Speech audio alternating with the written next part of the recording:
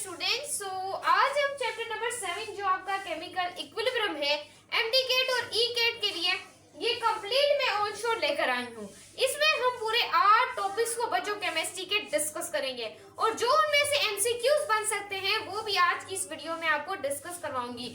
जैसे ही हम टॉपिक पढ़ेंगे उसके साथ साथ उसके इम्पोर्टेंट एमसीक्यूज को भी डिस्कस करते जाएंगे, जो कि आपके बहुत ज्यादा चांसेस होंगे एमडी केट में आने के। तो फर्स्ट टॉपिक बच्चों हम जो डिस्कस करेंगे वो होगा बच्चों केमिकल इक्विलिब्रियम और रिवर्सिबल, एंड सेकंड बच्चों उसके अंदर ही रिवर्सिबल और इरिवर्सिबल रिएक्शन बच्चों क्या होते हैं। उसके बाद थर्ड जो हम टॉपिक डिस्कस करेंगे वो करेंगे law conservation of mass. Fourth topic जो हम डिस्कस करेंगे वो रिलेशन बिटवीन करेंगे केपी और केसी का क्या रिलेशन होगा। उसके बाद बच्चों इम्पोर्टेंट हम बच्चों टॉपिक को डिस्कस करेंगे। और बच्चों जो आपका हाइब्रिड प्रोसेस है और जितने भी इंडस्ट्रियल प्रोसेसेस हैं, ली चैटलर प्रोसेस है, ली चैटलर लॉ है, इन सब को बच्चों आज की इस वीडियो में हम डिस्कस करेंगे। सॉल्युबिलिटी प्रोडक्ट क्या होता है, बफर सॉल्यूशन क्या आता है, सब आज की वीडियो में बच्चों हम कवर करने वाले हैं। तो नो डाउट जो स्टूडेंट चैनल पे आए हैं जल्दी सब्सक्राइब कर दें, लाइक कर दें और शेयर कर दें। बिना टाइम को वेस्ट किए बगैर बच्चों लेट्स गेट बच्चों स्टार्टेड। तो बच्चों केमिकल इक्विलिब्रियम आपने मैट्रिक में भी पढ़ा है, बट ये इससे थोड़ा डिफरेंट है। थोड़ी पॉइंट उसकी भी मिलती जुलती होंगी, आपको हलवा करवा दूंगी, सच बता रही हूँ। तो बच्चों करते हैं, चले बच्चों केमिकल इक्विलिब्रियम क्या होता है। बच्चों आप इंपॉर्टेंट पॉइंट याद रखें, it is also known as dynamic, क्या बच्चों डायनामिक इक्विलिब्रियम के केमिकल इक्विलिब्रियम को डायनामिक इक्विलिब्रियम क्यों कहते हैं। बच्चा क्या हो गया, सटिया गए हम नहीं बच्चों। डायनामिक इक्विलिब्रियम हम उसको इस वजह से कहते हैं, इट सीम्स इज स्टॉप, कि हमें लग रहा होता है दिखने में कि मैं स्टॉप हो गया, बट इज गोज ऑन, लेकिन वो रिएक्शन क्या होता है, चल रहा होता है। हमें ऐसे लगता है कि वो रिएक्शन रुक गया है, लेकिन बच्चा आपका रिएक्शन चल रहा होता है। क्लियर है माय स्टूडेंट, क्लियर है। अब आपने बच्चों जैसी चीजें पढ़ी होंगी जो कि मैं अभी थोड़ा सा आपको डिस्कस करवा दूं। देखिए बच्चों, रिएक्टेंट अगर प्रोडक्ट में चेंज होता है, रिएक्टेंट अगर प्रोडक्ट में चेंज होता है तो वो बच्चों आपका क्या होता है, फॉरवर्ड रिएक्शन होता है। कौन सा रिएक्शन होता है, फॉरवर्ड रिएक्शन होता है। क्लियर है माय स्टूडेंट, क्लियर है। उसके बाद बच्चों अगर आपका प्रोडक्ट रिएक्टेंट में चेंज हो तो बच्चा कौन सा रिएक्शन होगा, आपने पढ़ा होगा मैट्रिक क्लास में, अगर अच्छे टीचर्स के बाद केमिस्ट्री पढ़ी है तो। ये आपका बच्चों क्या नहीं पढ़ी तो नो डाउट यहाँ पर पढ़ लें, बैकवर्ड रिएक्शन। बिल्कुल हलवा चैप्टर है बच्चों, इतना इजी है मैं आपको क्या ही बताऊं। तो बच्चों याद रखें कि अगर प्रोडक्ट रिएक्टेंट में चेंज होगा तो वो ये क्या होगा, बैकवर्ड रिएक्शन। और इरिवर्सिबल रिवर्सिबल में एक चीज याद रखें बच्चों, रिवर्सिबल प्रोसेस वो होता है जिसमें आपकी रिएक्टेंट प्रोडक्ट में कन्वर्ट हो फिर प्रोडक्ट रिएक्टेंट में कन्वर्ट हो, this is also called a reversible process. And जिसमें रिएक्टेंट तो प्रोडक्ट में चेंज हो बच्चा, लेकिन प्रोडक्ट रिएक्टेंट में चेंज ना हो, तो ऐसे प्रोसेस को बच्चा हम क्या बोलते हैं, इरिवर्सिबल रिएक्शन। क्या बोलते हैं, इरिवर्सिबल रिएक्शन। आपको पता है आपके टोटल केमिस्ट्री के 12 चैप्टर है, तो 7 तो खत्म हो गए, बाकी कितने बच्चे बच्चा, बाकी सिर्फ 5 चैप्टर। उसके बाद फर्स्ट ईयर की केमिस्ट्री खत्म, एंड टू एंड कर लिया एमडी गेट के एक सब्जेक्ट का। तो बच्चों ये क्या हुई, फॉरवर्ड एंड ये बैकवर्ड। शुरू में बच्चों ये क्या होता है, हाई स्पीड होती है फॉरवर्ड रिएक्शन की, बाद में इसकी बच्चों क्या हो जाती है, लो स्पीड हो जाती है। क्लियर है माय स्टूडेंट, हलवा कर रहे हैं बिल्कुल। उसके बाद अगर प्रोडक्ट रिएक्शन में चेंज हो तो बैकवर्ड रिएक्शन है। इसमें बच्चों शुरू में क्या होगा, लो स्पीड होगी, बाद में बच्चों क्या हो जाएगी, हाई स्पीड। बच्चों ये बच्चों जैसी चीजें हैं, आपको पता होना चाहिए, सही। तो बच्चों इसको आप शो करेंगे, जो फॉरवर्ड रिएक्शन है जिसे हम रिवर्सिबल रिएक्शन कहते हैं, उसको आप डबल एरो से शो करेंगे। किससे, डबल एरो से। जो रिवर्सिबल इरिवर्सिबल रिएक्शन है उसको सिर्फ सिंगल एरो से, क्योंकि वहां पर सिर्फ रिएक्टेंट किसमें चेंज होती है, प्रोडक्ट में। प्रोडक्ट कभी रिएक्टेंट में चेंज नहीं होती, ये चीज आपने बच्चा याद रख लेनी है। This is the most important, this is the most important. यहाँ पर बच्चों अगर आपका rate of forward reaction equal हो जाए रेट ऑफ बैकवर्ड रिएक्शन के, तो आप उससे ही बच्चों क्या बोलते हैं, ऊपर नाम लिखा हुआ है चैप्टर का, जैसे हम केमिकल इक्विलिब्रियम बोलते हैं। क्या लिखेंगे बच्चों, रेट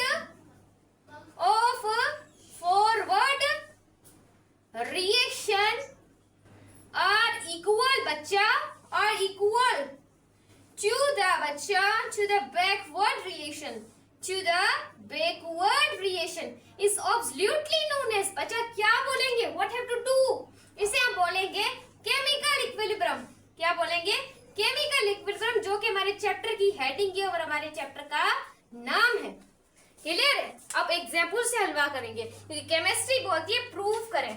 तो बच्चों यहाँ पर मैं इक्वेशन लिखूंगी, नाइट्रोजन टेट्राऑक्साइड, नाइट्रोजन टेट्राऑक्साइड, यहाँ पर देखें ये हो जाएगा 2NO2। बच्चों आपको पता है ये आपका क्या होगा, रिएक्टेंट, और ये आपके क्या होता है, प्रोडक्ट। रिएक्टेंट से चीज का कन्वर्ट होती है प्रोडक्ट में। क्लियर है माय स्टूडेंट? अब हम एग्जाम्पल ले लेते हैं कि इसके 2 मोल हैं और बच्चों इसके कितने मोल है, 5 मोल है। लेकिन बच्चों हमने तो रिएक्टेंट और प्रोडक्ट की कंसंट्रेशन को सेम करना है, तो बच्चों कैसे सेम होगी? तो बच्चों हम क्या लेंगे, देखिए बच्चा गौर से देखना मेरी तरफ, ये एक विजल है। विजल को बच्चों हम दूसरा नाम देते हैं, this is a container, this is a container या विजल, आपकी मर्जी, आप जो भी कह सकते हैं। यहाँ पर मैं देखें ब्लू मार्कर से आपको समझाने के लिए यहाँ पर डॉट डॉट को फिलअप कर देती हूँ। तो बच्चों देखें, अब यहाँ पर देखें, यहाँ पर आपकी N2O4 नाइट्रोजन टेट्राऑक्साइड, यहाँ पर है 2NO2। बच्चों जब N2O4 जिस स्पीड से, क्योंकि बच्चों N2O4 की N2O जो 4 है और जो NO2NO2 है, जिस स्पीड से ये इसमें चेंज होगा उस स्पीड में ये इसमें चेंज होगा। तो कुछ ऐसा वक्त आ जाएगा बच्चा कि रिएक्टेंट और प्रोडक्ट की कंसंट्रेशन सेम हो जाएगी, फॉरवर्ड और बैकवर्ड कंसंट्रेशन सेम हो जाएगी। तो उस रिएक्शन को आप क्या बोलते हैं, केमिकल इक्विलिब्रियम प्रूव हुआ। और बच्चा ये कौन सा कलर होता है, रेड कलर, रेड कलर। लेकिन बच्चों हमारे पास रेड कलर, रेड मार्कर नहीं था, तो ये समझ लें this is a red marker. हाँ, रेड कलर होता है, ये बच्चों कलर लेस होता है, ये क्या होता है, कलर लेस होता है। और यहाँ पर ये कंसंट्रेशन होने के बाद 5 मोल इसके हो जाएंगे और 5 मोल इसके हो जाएंगे। तो बच्चों ये आपका क्या होगा, केमिकल इक्विलिब्रियम हो गया। आई होप बच्चा क्रिस्टल क्लियर कॉन्सेप्ट हो रहा हो, कोई भी चीज को ऐसे वैसे मत समझना। उसके बाद बच्चों हम डिस्कस करने वाले हैं ग्राफिकल, ग्राफिकल रिप्रेजेंटेशन, रिप्रेजेंटेशन। ऐसा समझ ले एमडी गेट में ग्राफ आएगा, उस ग्राफ के अंदर भी ऐसा पूछा जा सकता है 227 में। आई होप आपका जर्नी वहां ही हो। तो बच्चों ये आपकी क्या है, ग्राफ है, बहुत आसान है बच्चा, बच्चों जैसा ग्राफ है।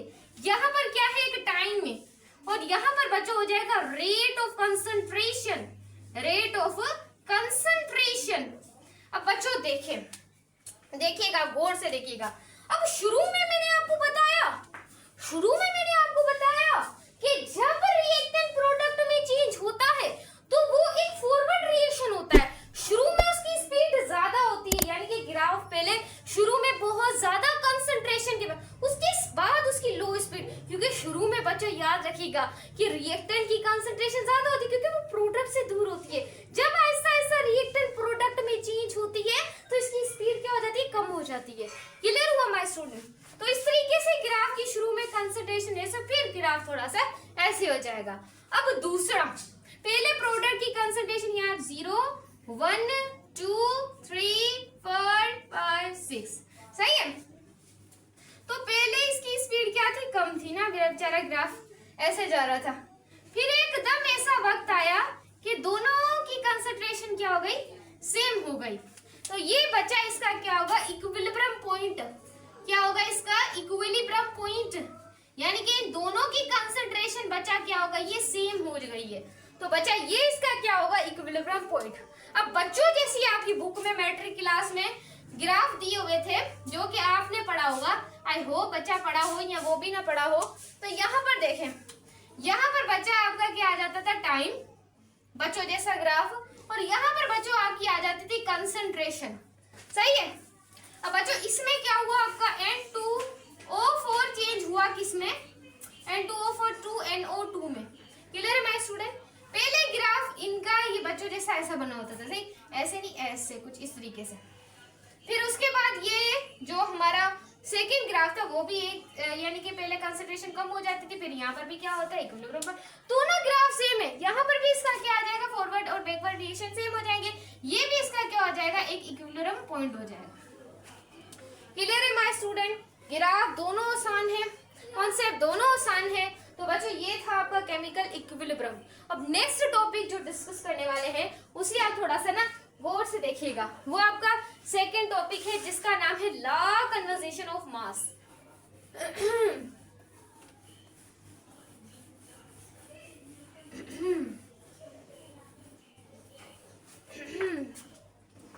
तो बच्चों वीडियो बिल्कुल चल रही है हमारी। तो बच्चों अब जो हम टॉपिक डिस्कस करने वाले हैं उसका नाम है लॉ कन्वर्जेशन ऑफ मास। उससे पहले जो फर्स्ट टॉपिक देख लिया है तो सेकंड टॉपिक में अब जो देखने वाले हैं तो लाइक सब्सक्राइब आपने लाजमी कर देना, सही। एंड देन अब नेक्स्ट टॉपिक को बच्चा डिस्कस करने वाले हैं जिसका नाम है हम सेकंड टॉपिक है लॉ कन्वर्जेशन ऑफ मास। क्या बच्चों? Law conversation of mass. बच्चों लॉ कन्वर्जेशन ऑफ मास में आपका आता है एक्टिव मास। क्या आता है मैं यहाँ पर लिख देती हूँ, क्या आता है बच्चा? Active mass. Active mass. अब एक्टिव मास क्या होती है बच्चों? याद रखिएगा, कंसंट्रेशन होती है। क्या होती है? कंसंट्रेशन होती है रिएक्टेंट की और बच्चा किसकी? प्रोडक्ट की क्या होती है? कंसंट्रेशन होती है। क्लियर है माय स्टूडेंट? दिख रहा है आप लोगों को? और कंसंट्रेशन को ही बच्चों आप क्या बोलते हैं? मोलैरिटी। क्या बोलते हैं? मोलैरिटी। और मोलैरिटी के जो यूनिट्स होते हैं वो होते हैं, बस आपने यूनिट्स की तरफ गौर करना है। हाँ, मोल डीएम क्यूब, या ऐसे लिख सकते हैं मोल डीएम क्यूब इनवर्स, या मोल लीटर लिख सकते हैं, या बच्चा आप लिख सकते हैं मोल लीटर इनवर्स। तो इन सारे यूनिट से बच्चा आप क्या कर सकते हैं? इन्हें शो कर सकते हैं। जितना भी हो सकता था मैंने आपको ज्यादा से ज्यादा कंसंट्रेशन से आपको बताने की कोशिश की है। अब कौन कौन से साइंटिस्ट आए जिन्होंने इन्हें डिस्कवर किया? तो बच्चों एक जो साइंटिस्ट था वो था गोल्डबेरिज, और एक साइंटिस्ट था जिसका नाम था वेज। क्या था बच्चों? वेज। ये जो ना स्कैंडन, ये याद रखिए बच्चों, स्कैंडिवेनम के केमिस्ट थे। ये दोनों साइंटिस्ट थे, सही है बच्चों, क्योंकि ये दोनों वहां के थे। सही है बच्चों, इन दोनों के नाम के जो लॉ कन्वर्जेशन मास है इंतहाई ज्यादा इंपॉर्टेंट है। तो इनके जो साइंटिस्ट है उनके नाम भी आप लोगों को याद रखने हैं। बच्चों याद रखिएगा, इनमें जो आपका रेट ऑफ फॉरवर्ड रिएक्शन है वो डायरेक्टली प्रोपोर्शनल होता है बच्चा कंसंट्रेशन ऑफ रिएक्टेंट।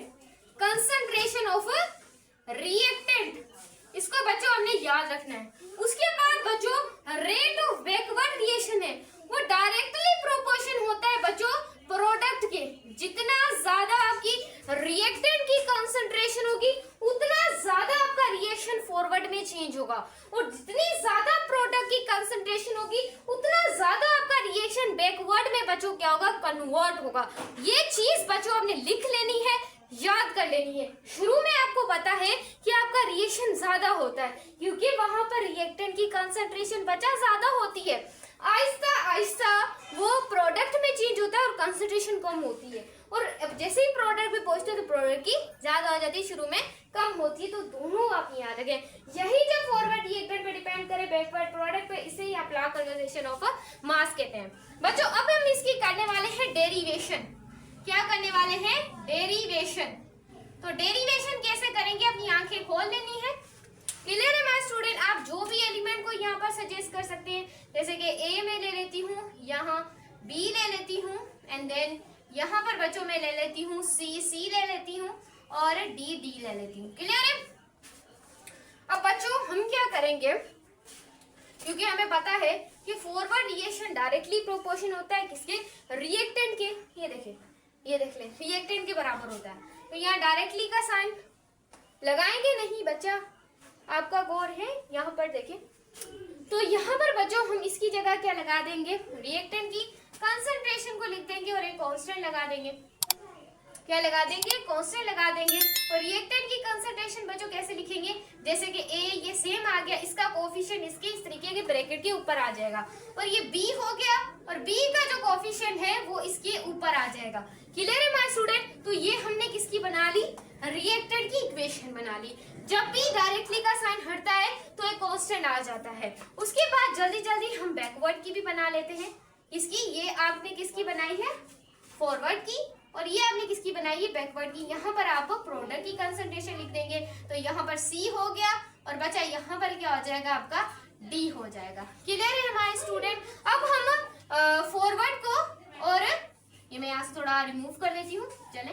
तो फॉरवर्ड को बच्चों, और जो या फिर आप बैकवर्ड लिख दें पहले, या पहले फॉरवर्ड लिख दें, एज यू विश। हम बैकवर्ड लिख देते हैं और डिवाइडेड बाय बच्चों किससे फॉरवर्ड कर लेते हैं। तो यहाँ प्रोडक्ट की कंसंट्रेशन लिख लेते हैं, चले।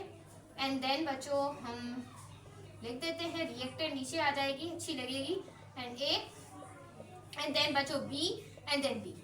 तो बच्चों यहाँ पर जब भी आपके दो कांस्टेंट डिवीजन में आ जाए तो एक नया कांस्टेंट क्या होता है, डेवलप होता है, और उस कांस्टेंट का नाम है, आप जानते होंगे, आपका पुराना रिश्ता है उसके साथ, उसका नाम है Kc, इक्विलिब्रियम कांस्टेंट। जब आपका बैकवर्ड और फॉरवर्ड मल्टीप्लाई और डिवाइड होता है तो आपका एक नया कांस्टेंट आ जाता है जिसका नाम है बच्चों Kc। इसका नाम है इक्विलिब्रियम कांस्टेंट, इक्विलिब्रियम कांस्टेंट इसे आप लोग कहते हैं। क्लियर है हमारे स्टूडेंट। हलवा हो गया होगा तो इसका फॉर्मूला निकल जाएगा, क्या बच्चों, क्या निकलेगा, क्या निकलेगा, Kc आपका बराबर होता है, किसका रेशियो होता है, प्रोडक्ट अपॉन रिएक्टेंट का बच्चों क्या होता है, रेशियो होता है। क्लियर है हमारे स्टूडेंट। आपका फॉर्मूला निकलकर आपके सामने है, इसे बच्चों हम कहते हैं इक्विलिब्रियम एक्सप्रेशन, इक्विलिब्रियम एक्सप्रेशन हम इसे बच्चों कहते हैं। अब आपको बच्चों इक्विलिब्रियम एक्सप्रेशन बनानी आनी चाहिए, जो कि मैं अब आपको क्या करने वाली हूँ, सिखाने वाली हूँ। ये इस तरीके से इसको रिमूव कर दिया जाए। अब बच्चों देखें, अब आपके पास एक रिएक्शन है N2 3H2 एंड आपके पास हो जाएगा 2NH3। क्लियर है हमारे स्टूडेंट। अब हमेशा याद रखिएगा, Kc को दिमाग से मत निकालना, बता रही हूँ। अब यहाँ पर बच्चों आप लिखेंगे NH3 रेट ऑफ प्रोडक्ट, या Kc निकाल रहे हैं इसकी इक्विलिब्रियम कांस्टेंट, और 2 बच्चों आपको ये बनाना आना चाहिए, सही।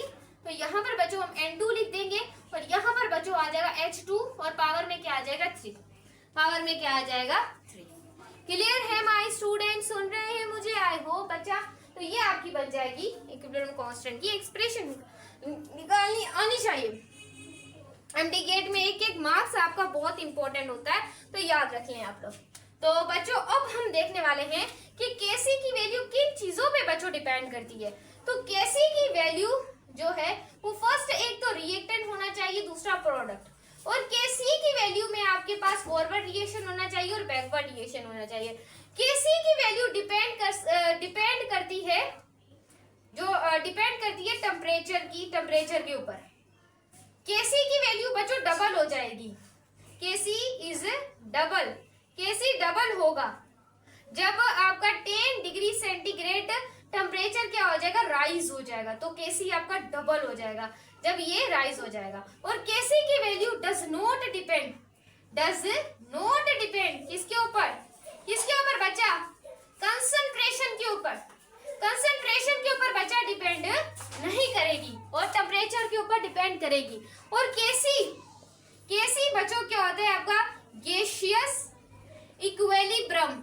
Kc से आप इक्विलिब्रियम, गैसियस इक्विलिब्रियम भी मालूम कर सकते हैं, लेकिन गैसियस इक्विलिब्रियम कैसे, तो आप लोगों को उसके लिए Kp प्रेशर मालूम करना पड़ेगा, कांस्टेंट प्रेशर को क्या करना पड़ेगा, डिटरमाइंड करना पड़ेगा। जो जो मैंने बातें बोली है, लिखी है, उसकी अब हम एक्सप्लेनेशन कर लेते हैं। तो बच्चों किस तरीके से Kc डबल हो जाएगा 10 डिग्री सेंटीग्रेड पर, क्या हम कोई आग लगाएंगे उसको, कैसे होगा बच्चों, याद रखें 25 डिग्री सेंटीग्रेड होगा जो Kc 10 गुना बढ़ेगा, डबल हो जाएगा। और बच्चों अगर 35 सेंटीग्रेड हो जाएगा तो Kc 20 गुना बढ़ जाएगा। अगर 45 डिग्री सेंटीग्रेड हो जाएगा, राइज होगा, तो हमारा Kc 40 टाइम हो जाएगा। तो बच्चों इसे तो हम बोलते हैं, क्या ही बोला बच्चा, थंब रूल बोला हमने, क्या बोला, थंब रूल।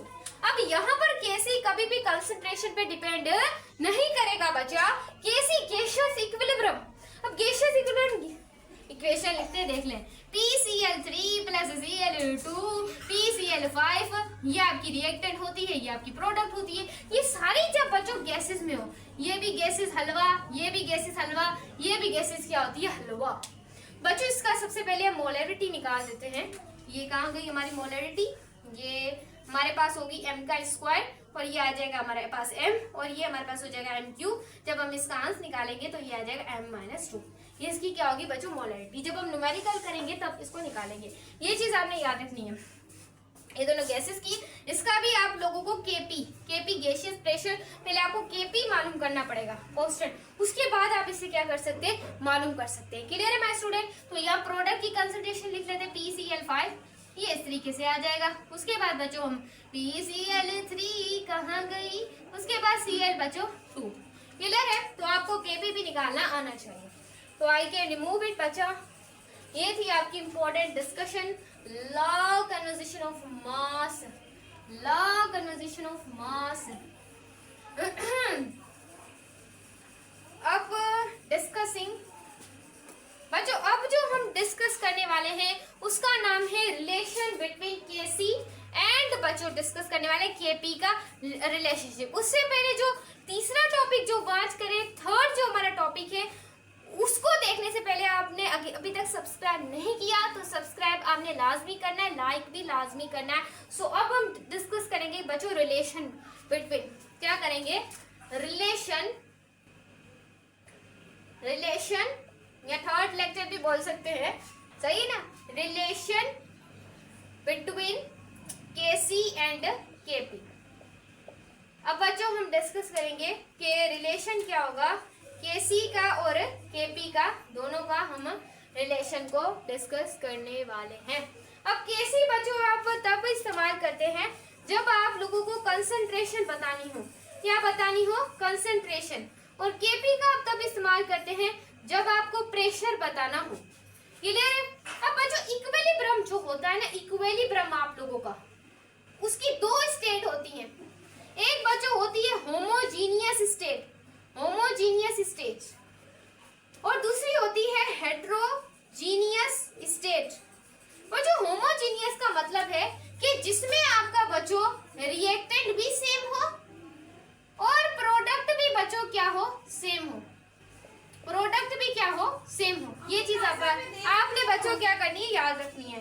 हेट्रोजीनियस का मतलब होता है जिसमें आपकी दोनों चीजें क्या हो जाए, डिफरेंस हो जाए, क्या हो बच्चों, डिफरेंस हो। होमो का मतलब है सेम, इसका मतलब है डिफरेंट। होमोजीनियस में आपकी आ जाती है बच्चा गैसियस इक्वेशन आ जाती है, गैसियस इक्वेशन, या आप इसे केसी और केपी दोनों होमो से मालूम कर सकते हैं। लेकिन ऐसा कौन सा बच्चों रिलेशन होगा जिसकी मदद से हम एम्प्टी गेट में केसी और केपी को मालूम कर सकते हैं। तो रिलेशन आप लोगों ने बच्चा देख लेना है। अब बच्चों हम discuss KC, KP is equal to बच्चों केसी, उसके बाद आरटी और देन बच्चों हम डेल्टा एन। अब बच्चों केपी तो आपको पता है प्रेशर को मालूम करने के लिए केसी इक्विलिब्रियम कांस्टेंट है।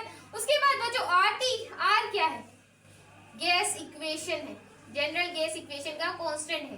टी टेम्परेचर है और डेल्टा एन क्या है, number of moles of product, इसको आप माइनस कर दे, नंबर ऑफ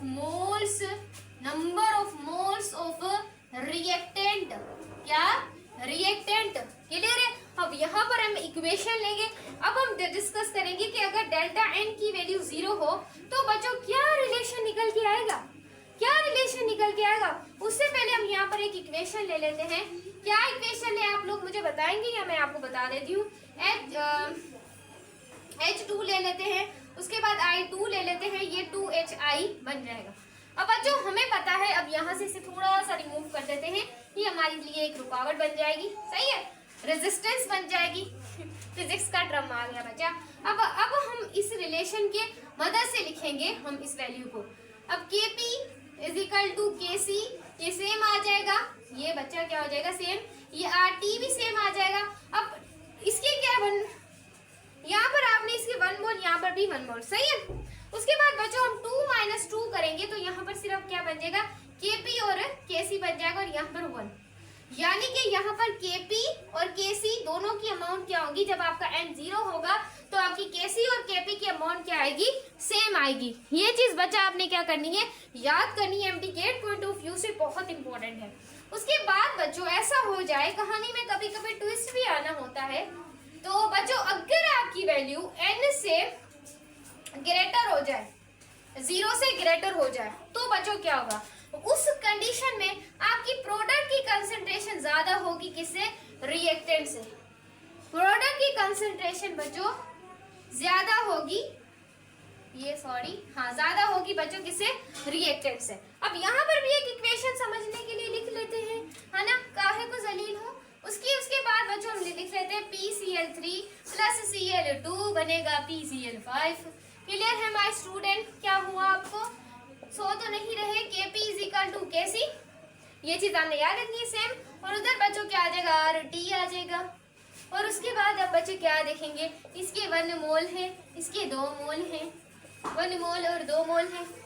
क्लियर है बच्चा, यहाँ पर 2 - 1 हो जाएगा तो बाकी 1 बच जाएगा, और 2 - 1 यहाँ पर 3 मोल्स है, 4 और 2 सही है बच्चों। तो यहाँ पर क्या बन जाएगा कि याद रखिएगा बच्चों, याद रखिएगा कि यहाँ पर Kp की जो कंसंट्रेशन होती है वो ज्यादा होती है Kc से। प्रोडक्ट की Kp की कंसंट्रेशन अगर आपकी n की वैल्यू ग्रेटर होगी 0 के, तो Kp ग्रेटर होगा Kc से।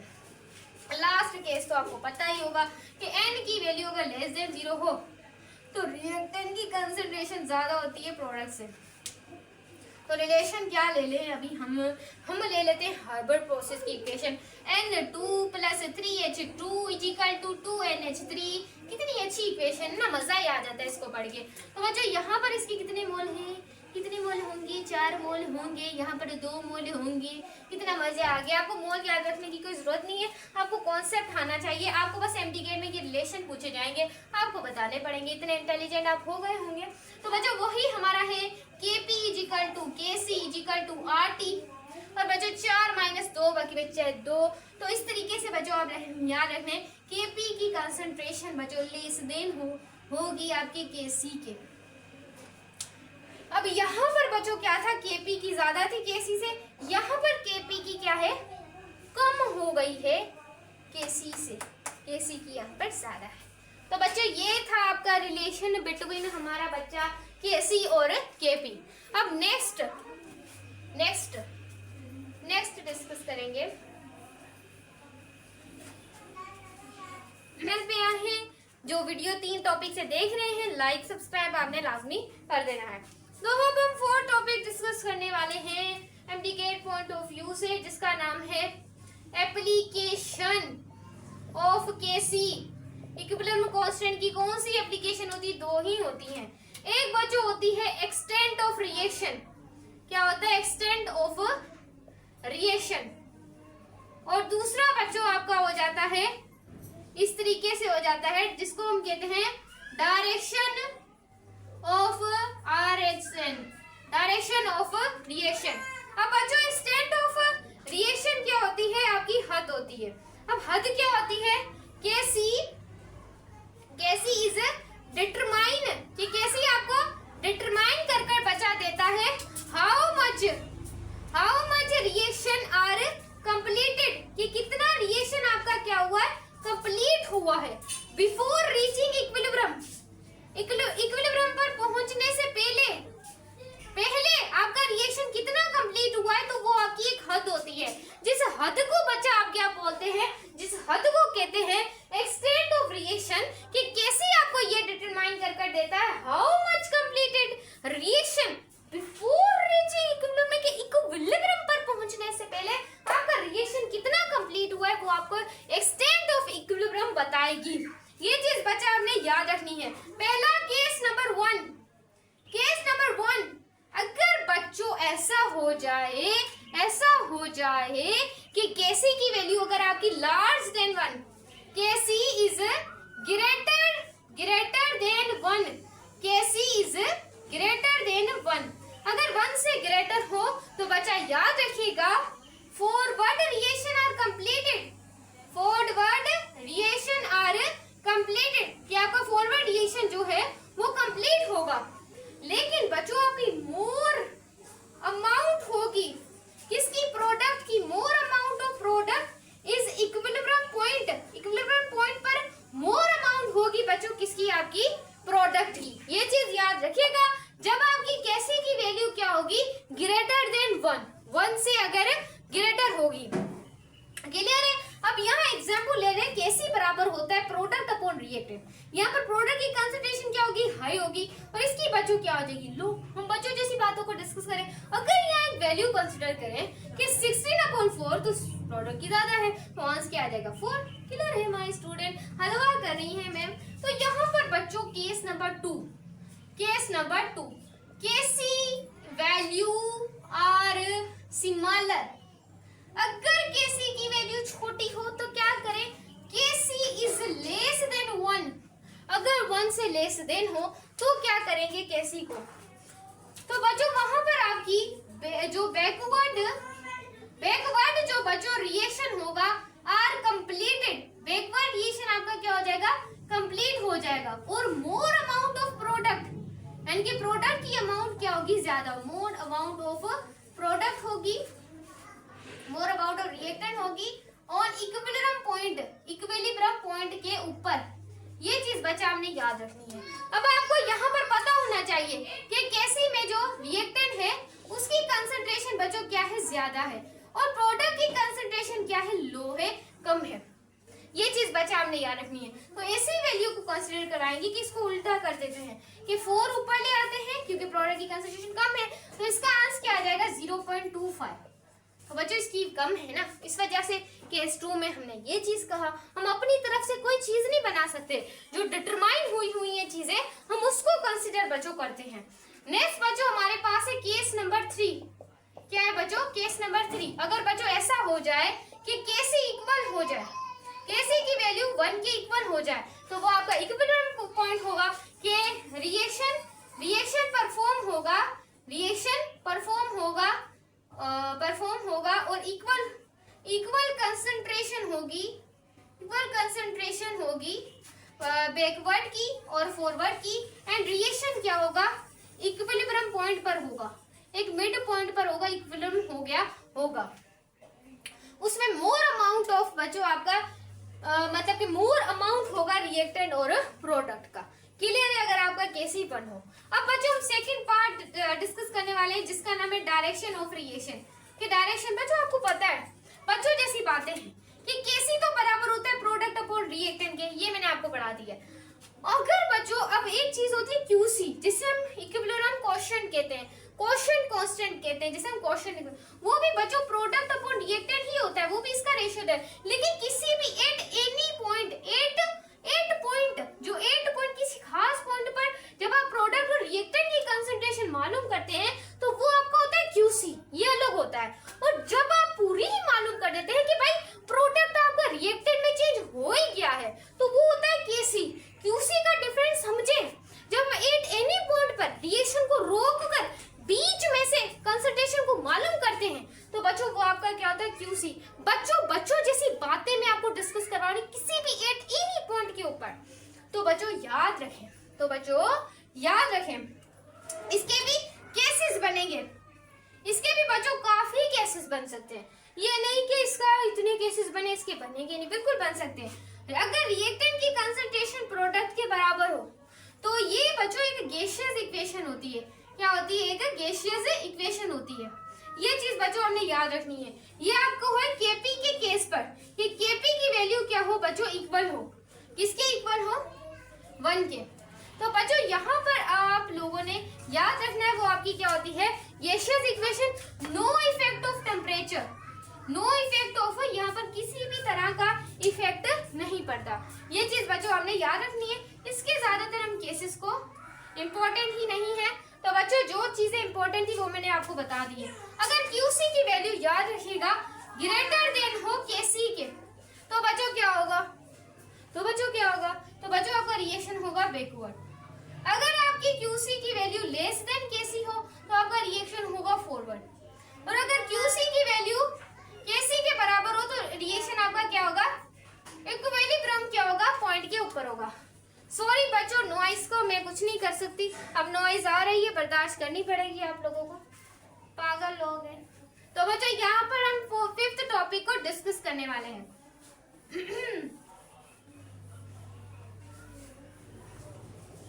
तो बच्चों जो आप लोगों का टॉपिक का एक डायग्राम रह गई है, वो भी मैं आपको समझा देती हूँ, कहीं आपके दिल में ना रह जाए।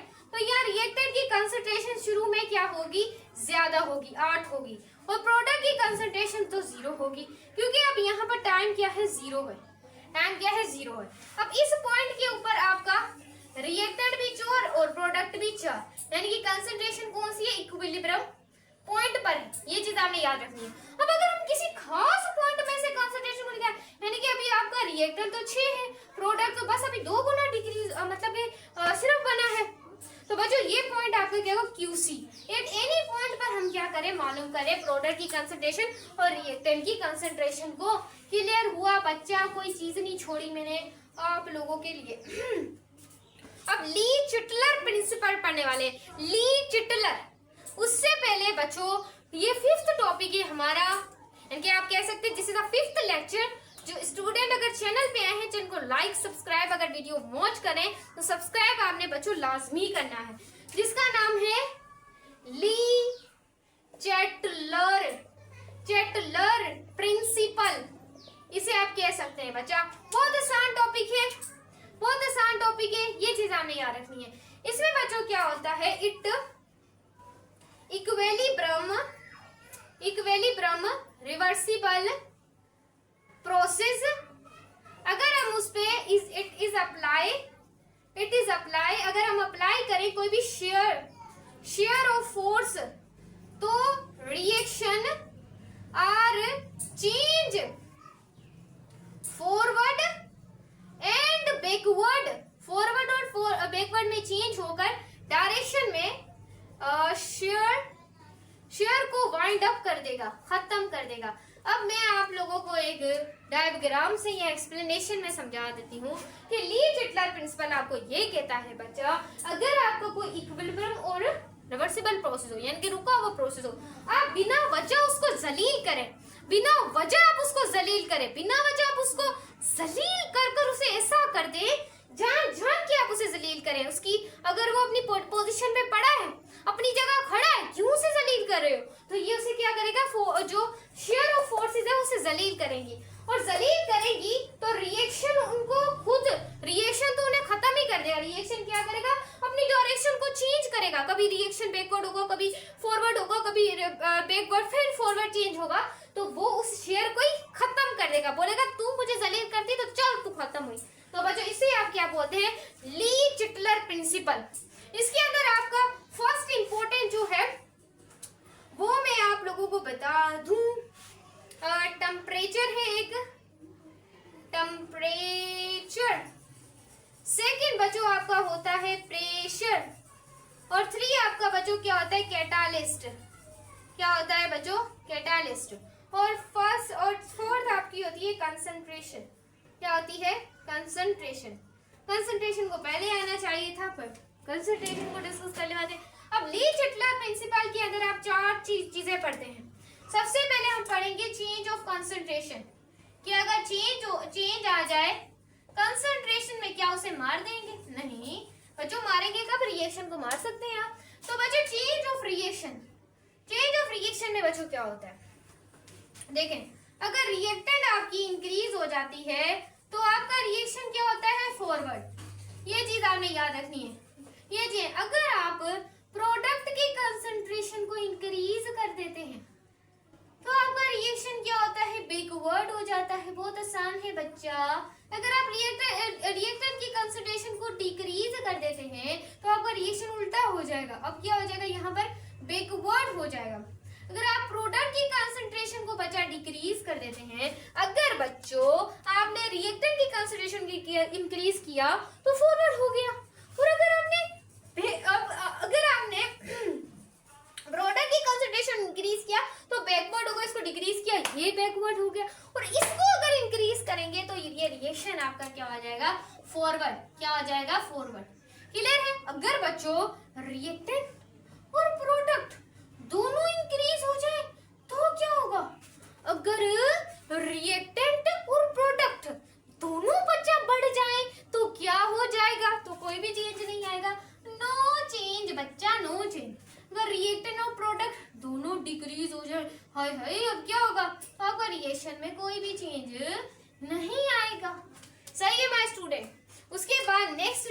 है टेम्परेचर, सेकंड है हमारे पास चेंज इन टेम्परेचर। अब आप फर्स्ट ईयर में एक टॉपिक चैप्टर पढ़ेंगे थर्मोडायनेमिक्स।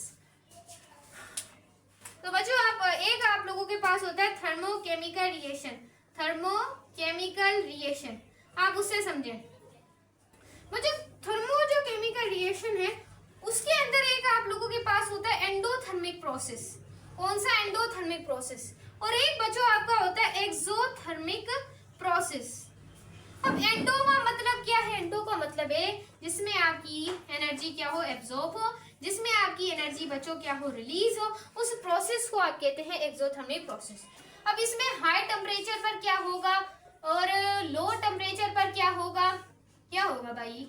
तो यहाँ पर हाई टेम्परेचर पर क्या होगा और यहाँ पर लो टेम्परेचर पर क्या होने वाला है? तो जो अगर आपका हाई टेम्परेचर होगा एंडोथर्मिक में तो आपकी जो रिएक्शन होगा वो हो जाएगा फॉरवर्ड। अब ये बच्चों चीजें हैं, इन्हें आपको याद करना पड़ेगा। समझ तो रहे हैं बट मेरे लेक्चर पढ़ाने के बाद इससे आप लोगों ने याद करना है, मैंने नहीं। लो टेम्परेचर क्या होगा? मुझे तो याद ही है बच्चा, बैकवर्ड। जिसे आप लो टेम्परेचर होगा तो रिएक्शन बैकवर्ड होगा। अगर हाई हो जाए एक्सोथर्मिक में जिसमें एनर्जी इन्वॉल्व होती है, जिसमें एनर्जी रिलीज होती है, सही, तो यहाँ पर बैकवर्ड हो जाएगा और यहाँ फॉरवर्ड हो जाएगा। बच्चों चीजें हैं। तो अब हम बच्चा डिस्कस करने वाले हैं क्या? थर्ड जो हमारे पास है जिसको हम कहते हैं change in pressure. Change in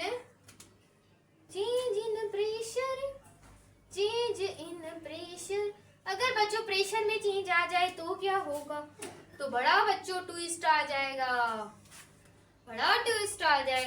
तो यहाँ पर गैसियस इक्वेशंस की हम बात करेंगे, गैसियस इक्वेशंस होंगी।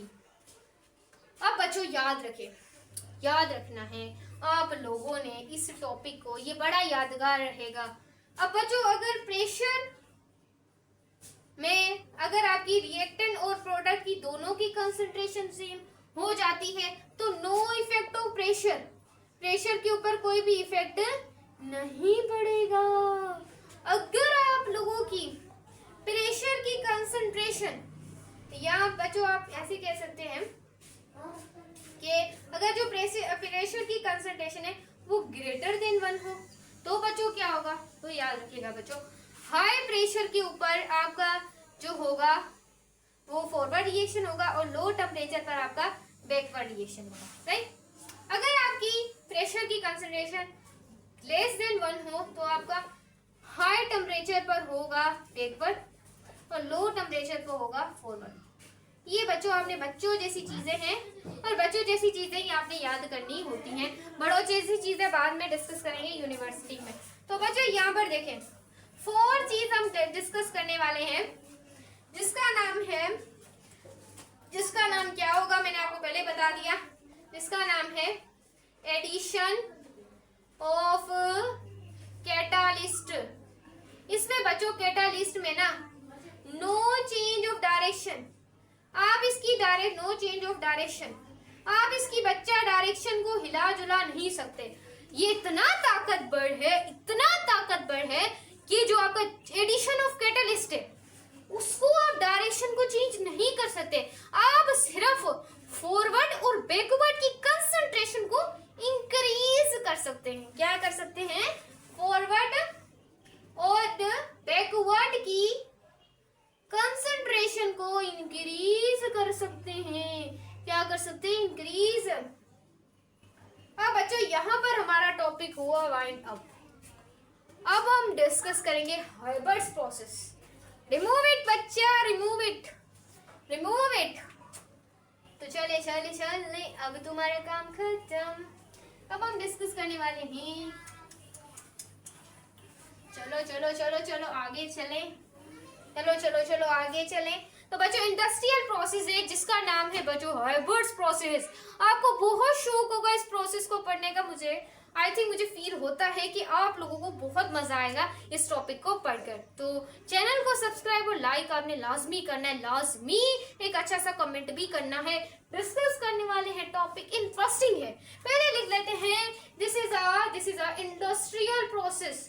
This is a industrial process, जिसका नाम है बच्चा, वाह वाह, जिसका नाम है हाइबर्स प्रोसेस। इसका नाम क्या है? हाइबर्स प्रोसेस। बच्चों हाइबर्स प्रोसेस में आप प्रोडक्शन करते हैं बहुत अच्छी गैस की, जिसका नाम है NH3। NH3 ये आपको हेल्प करती है फर्टिलाइजेशन करने में। मैं यहाँ पर लिख देती हूँ टू हेल्प फर्टिलाइजेशन। बच्चों क्या हुआ मैं आपको बताती हूँ, इनकी हिस्ट्री बताती हूँ हाइबर साहब की। देखिए बच्चों, जो हाइबर साहब थे वो एक यूनिवर्सिटी के स्टूडेंट थे। जब वो यूनिवर्सिटी पढ़े थे तो वहां पर हमारे प्यारे से साइंटिस्ट आए जिन्होंने हमें बहुत तंग भी किया, लेकिन हम उनकी बहुत इज्जत करते हैं। वो ना होते तो आज इलेक्ट्रॉन डिस्कवरी ना होता, वो ना होते तो आज डिस्चार्ज डिस्कवरी ना होती। तो वैलियम ग्रुप प्रेजेंटेशन देने के लिए यूनिवर्सिटी आए 18th सेंचुरी में।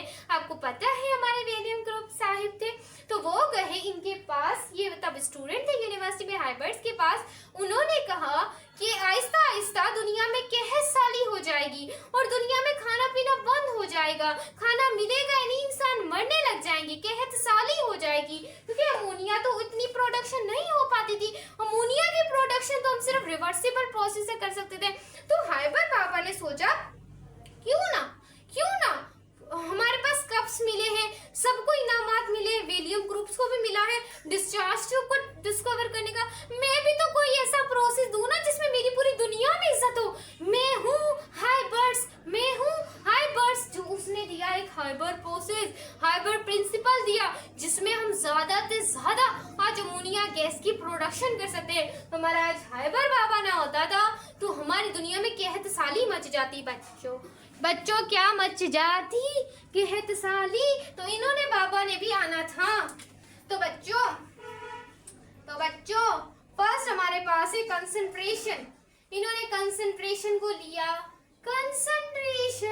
उसके बाद बच्चों इन्होंने लिया टेम्परेचर को, उसके बाद बच्चों इन्होंने लिया, किसको लेंगे, प्रेशर को लिया, उसके बाद बच्चों इसने लिया कैटलिस्ट को लिया। अब बच्चों ये बहुत शातिर साइंटिस्ट हैं, शातिर से शातिर हमारे हाइबर्स बाबा हैं। तो बच्चों कंसंट्रेशन, इन्होंने क्या की, इक्वेशन लिख लेते हैं, जो उनकी खूबसूरत प्यारी सी इक्वेशन है, खूबसूरत प्यारी सी इक्वेशन, जिसका नाम है N2 + 3H2 = 2NH3। तो बच्चों देखें, ये इनकी प्यारी सी इक्वेशन है। इन्होंने कहा कि हाई अमाउंट होनी चाहिए किसकी बच्चा, 2NH3 की, और लो कर दिया जाए N2 को और 3H2 को, ऐसे कर दिया जाए। तो बच्चों ऐसे कर दिया जाए। तो बच्चों एक हमारे पास है टेम्परेचर। अब टेम्परेचर इन्होंने कहा टेम्परेचर को लो टेम्परेचर किया जाए, फिर अमोनिया की प्रोडक्शन हो सकेगी 400 से बच्चा 500 तक सेंटीग्रेड तक। क्लियर है माय स्टूडेंट? उसके बाद है प्रेशर को हाई कर दो। हमारे हाइबर बाबा ने बोला प्रेशर को बच्चा बढ़ा दो। प्रेशर को कितना बढ़ा दो, 200 से 300 ATM, क्योंकि प्रेशर को हम ATM में मेजर करते हैं, हम इसे मेजर कर सकते हैं, और भी PCI में भी मेजर कर सकते हैं, इसको हम बार्स में भी मेजर कर सकते हैं, हर तरीके से मेजर कर सकते हैं। उसके बाद बच्चों आ गया कैटलिस्ट। हाँ, तो बच्चों यहाँ पर आप क्या करते हैं, क्या करेंगे, यहाँ पर आप लोग यहाँ पर आयरन, फाइनली उन्होंने क्या किया, आयरन को डिवाइडेड कर दिया, तो ज्यादा से ज्यादा अमोनिया बनने लगी। आज हम जिंदा हैं, हमें खाने की कोई परवाह नहीं है, क्योंकि हमारे हाइबर बाबा को 1940 में वर्ल्ड कप से भी नवाजा गया। बहुत प्यारे साइंटिस्ट थे जिन्होंने आज हमें कहतसाली से बचाया है। सलाम हो तुम्हें, सलाम हो। तो बच्चों अब हम डिस्कस करने वाले हैं सॉलिबिलिटी प्रोडक्ट। अब हम सॉलिबिलिटी प्रोडक्ट एंड देन बच्चों क्या पढ़ेंगे वो हमें साथ साथ याद आता रहेगा और हम आपको पढ़ाते रहेंगे। 3 टॉपिक रह गए हैं बच्चों। अब हम डिस्कस करने वाले हैं क्या, सॉलिबिलिटी प्रोडक्ट। अभी ये हमारा काफी आगे टॉपिक्स निकल चुके हैं, लेक्चर्स निकल चुके हैं। तो जो स्टूडेंट चैनल पे हैं, जिनको लाइक सब्सक्राइब करते जाएं, ज्यादा से ज्यादा बटन को नीला पीला करें। तो बच्चों अब हम डिस्कस करेंगे सॉलिबिलिटी प्रोडक्ट। तो बच्चों सॉलिबिलिटी प्रोडक्ट क्या होगा, बहुत आसान है बच्चा। इसमें आप लोगों को सॉल्ट के बारे में पढ़ना होगा। सॉल्ट आप लोगों के पास एक तो होते हैं highly soluble salt, highly soluble salt, एक आप लोगों के पास होते हैं स्लाइटली सोल्यूबल साल्ट। तो बच्चों ये आप लोगों के पास होते हैं हाईली जो सोल्यूबल साल्ट होते हैं, उसमें हमारे पीरियोडिक टेबल के फर्स्ट ए ग्रुप के एलिमेंट्स आ जाते हैं। और वो कौन से एलिमेंट्स होंगे आपको पता होगा। एक तो सोडियम क्लोराइड हो गया, ये कॉमन आयंस होते हैं इसके अंदर। NaBr हो गया, हमारा फेवरेट सोडियम आयोडाइड हो गया, ये हाईली सोल्यूबल होते हैं बच्चों। This is highly soluble ion in first A group. अब सेकेंड ए ग्रुप में आपके सेकेंड ए ग्रुप के एलिमेंट आ जाते हैं स्लाइटली सोल्यूबल सॉल्ट में। वो कौन से हो सकते हैं, हमारे पास लेड हो सकता है, हमारे पास क्या हो सकता है, हमारे पास सिल्वर हो सकता है। अब हम इसके फॉर्मूलाज लिख देते हैं बच्चा, क्या होंगे, मजा आएगा पढ़ने में। एक आप लोगों के पास होता है हमारा प्यारा सा एसिड कैल्शियम कार्बोनेट, उसके बाद है सिल्वर क्लोराइड, उसके बाद है लेड PbCl2। कितना मजा आया ना बच्चों इसको पढ़कर।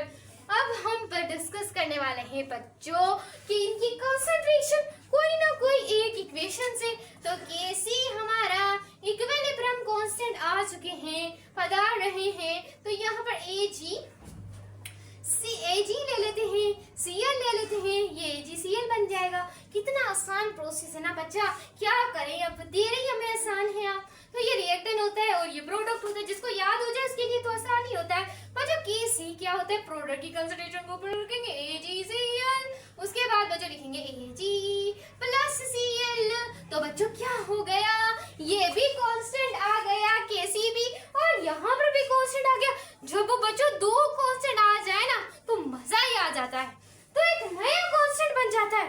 तो यहाँ पर एक जो कांस्टेंट बचा है उसे हम कहते हैं KSP, जो कि Ag प्लस Cl। मजा आ रहा है पढ़ने में, बिल्कुल मजा आ रहा होगा। अब हम डिस्कस करने वाले एग्जाम्पल, आपने आई होप बच्चा नोट कर ली हो। तो KSP की वैल्यू डिपेंड करती है कंसंट्रेशन पर, किसके ऊपर, कंसंट्रेशन पर। और KSP की वैल्यू किस पर डिपेंड करेगी, हो नो, टेम्परेचर पर बच्चों। टेम्परेचर पर क्या करेगी, डिपेंड करेगी। अगर आपकी KSP की वैल्यू ज्यादा होगी तो क्या होगा, धूम मच जाएगी। नहीं बच्चों नहीं, वहां पर आपका हाईली सोल्यूबल साल्ट होगा, हाईली सोल्यूबल साल्ट। और उसके बाद बच्चों अगर KSP की वैल्यू कम होगी तो स्लाइटली सोल्यूबल साल्ट होगा। क्या होगा, स्लाइटली सोल्यूबल साल्ट। मजा ही आ गया। तो बच्चों ये देखें, अब मैं कुछ MCQs लिखती हूँ, जवाब देने हैं आप लोगों ने। MCQs यहाँ से ही आएंगे। मैं आपको एक एग्जांपल दूँ, what the least KSP value, जल्दी बताना है, जल्दी बताना है, मैं जल्दी लिख रही हूँ। ए है सोडियम क्लोराइड, B लिख रही हूँ KSP, सॉरी B लिख रही हूँ सोडियम Br, C ऑप्शन लिखती हूँ सोडियम आयोडाइड, D ऑप्शन लिखती हूँ Cr, BbCr4। अब बताना है कि किसकी KSP की वैल्यू कम होगी। अभी लिखती हूँ 2 × 10⁻3, 1 × 10⁻3, 2 3 × 10⁻3, ये यहाँ पर 4 लिख देती हूँ। उसके बाद यहाँ पर लिखती हूँ 1 × 10⁻3। तो बताएं जिसकी KSP की वैल्यू कम होगी वही तो पूछा जा रहा है, किसकी कम है, लेड की कम है। क्लियर हुआ बच्चा, क्लियर हुआ बच्चा। तो बच्चा हो गया हमारा। अब हम कॉमन आइफ इफेक्ट को देखने वाले हैं। Removing.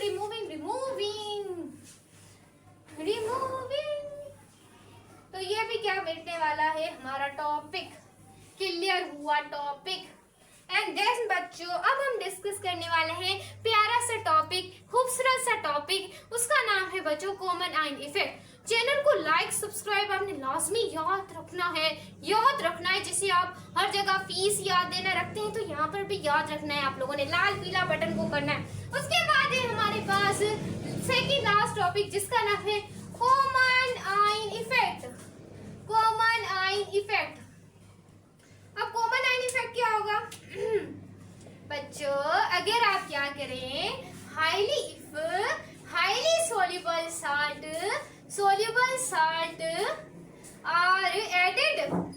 are added, slightly soluble salt बड़े से हथौड़े को, बड़े से मोटी आदमी को, बड़े से साल्ट को बेचारे छोटे के साल्ट के अंदर बैठेंगे तो बेचारे छोटे की क्या हालत होगी? आर सेपरेटेड, वो सेपरेट हो जाएगा बेचारा, फाइनली उसे सेपरेटेड होना पड़ेगा। तो उसे ही बच्चों कहते हैं कॉमन आर्म इफेक्ट। मजा ही आ गया। क्या बोला बच्चा? मैंने बोला ये अगर कोई मोटा आदमी पतले आदमी के ऊपर बैठ जाए तो क्या ही हो जाता है, बेचारा फिसके, बेचारा ऐसे चक्कर खा के थोड़ी देर के लिए बेहोश हो जाएगा।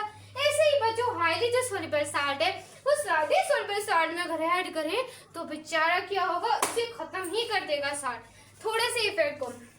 अब मैं यहाँ पर एक विजुअल पढ़ाती हूँ, फनी अंदाज से हम इसे और क्लियर करते जा रहे हैं, अपने टास्क पर पहुंचने वाले हैं। तो बच्चों यहाँ पर आपने देखना है, यहाँ पर AgCl पड़ा हुआ है जो कि क्या है, स्लाइटली सोल्युबल साल्ट है, स्लाइटली सोल्युबल साल्ट है। क्या करे, गोली मारे? No no. तो बच्चों इसके अंदर हम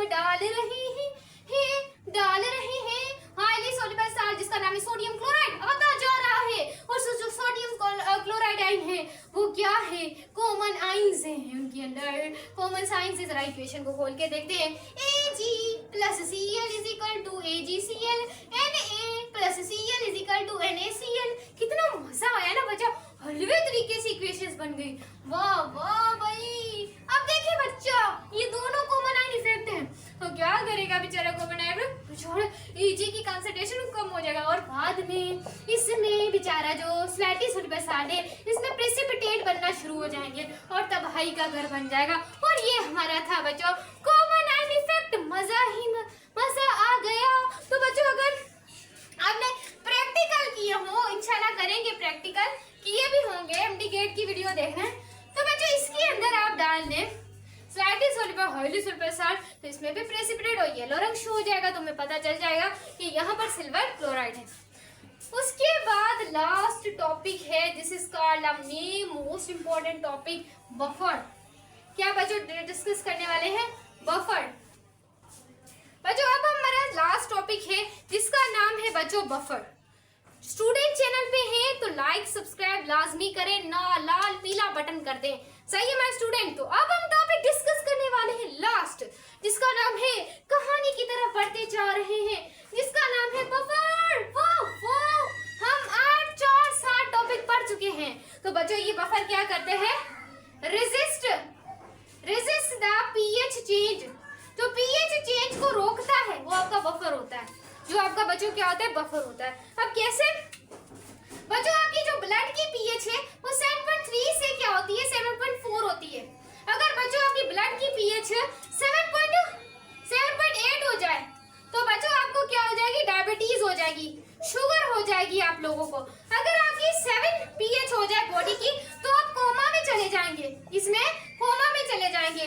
अगर आपकी पीएच 6.5 हो तो आपकी डेथ हो जाएगी, आप मर जाएंगे। इस वजह से आपकी रिपोर्ट्स में आपकी पीएच लिखी होती है कि आपकी पीएच क्या है बच्चा, नॉर्मल है। अगर बच्चा आपकी पीएच 7 होगी तो आप कोमा में चले जाएंगे। अगर आपकी पीएच 6.5 होगी तो मर जाएंगे।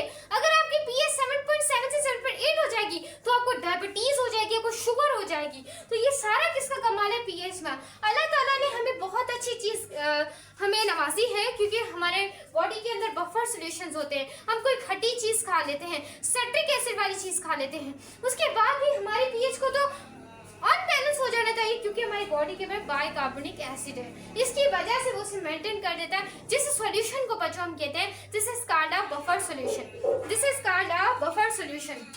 अब बच्चों यहाँ पर एक कंटेनर ले, ये क्या है बच्चों, एक कंटेनर है।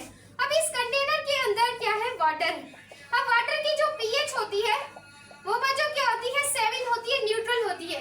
अगर कोई बाहर से बच्चों कार्बन डाइऑक्साइड आगे इंटर होती है तो इसको क्या करेगी, डिस्टर्ब करेगी, इसको भी बच्चों देखिए डिस्टर्ब करेगी। ये तो हमने बाहर की एग्जांपल ली है ना, बहुत आसान बच्चों एग्जांपल ली है। अब बच्चों यहाँ पर आप लोगों ने देखना है, इसके 2 टाइप्स होते हैं, देयर आर 2 टाइप्स। एक होता है हमारे पास एसिडिक बफर, एसिडिक बफर होता है, और दूसरा बच्चों होता है बेसिक बफर। क्या होता है? Basic buffer, basic buffer. अब बच्चों एसिडिक बफर क्या होता है, बहुत आसान है, जिसमें बच्चों आपका वीक एसिड हो, वीक एसिड हो, और प्लस में बच्चों आपका बेसिक साल्ट हो, और